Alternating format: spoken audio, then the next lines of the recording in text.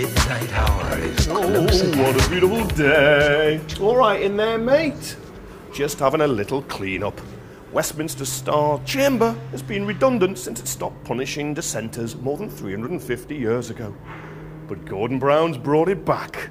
Happy days are here again.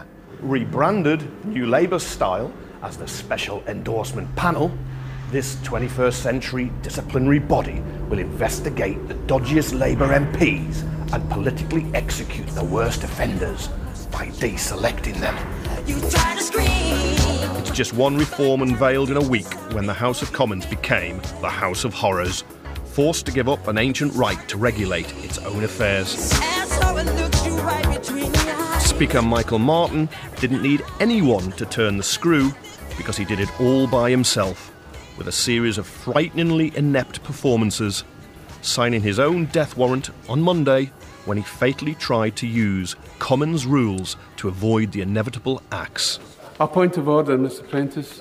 A motion of no confidence in you, sir, will appear on the order paper tomorrow. Am I right in thinking it will be debated tomorrow and voted upon? No, order. This is not a point of order. Order. Please allow me to answer. Please allow me to answer.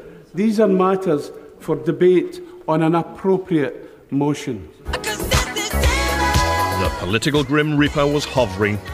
The following day, the Speaker fell on his sword. Since I came to this House 30 years ago, I have always felt that the House is at its best when it is united. In order that unity can be maintained, I have decided that I will relinquish the office of Speaker. Lovely. Martin's the first Speaker to be publicly chopped since Sir John Trevor was forced to hand back his wig in 1695 for pocketing a £1,000 bribe. Martin's friends complain that he's a scapegoat, but his larger number of enemies say he just wasn't up to the job. Martin's departure allowed Brown to thrust himself forward as a moderniser. Westminster cannot operate like some gentleman's club, where the members make up the rules and operate them among themselves. Brown, the Cromwellian Roundhead, will be busy in his Star Chamber. The phantom mortgages of Elliot Morley and David Chater and Margaret Moran's dry rot make them early candidates for the rack and the tongs. Open wide, it won't hurt too much. David Cameron's got his own horrors. Sir Peter Viggers will be spending more time with his ducks and Douglas Hogg cleaning his moat. Despite this, the Tory leader continues pushing for an early general election because he still expects to win it. This morning, the Prime Minister said that a general election would cause chaos. What on earth did he mean?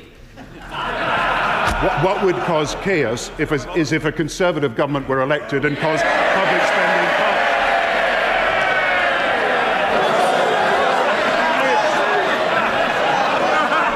So there we have it. The first admission that he thinks he's going to lose.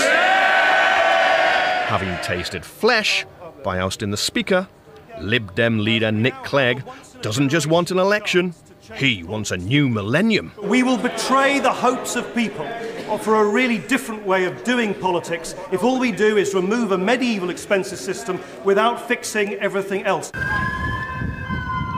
While MPs were on the rack over their expenses, an inquiry into the 7/7 London terror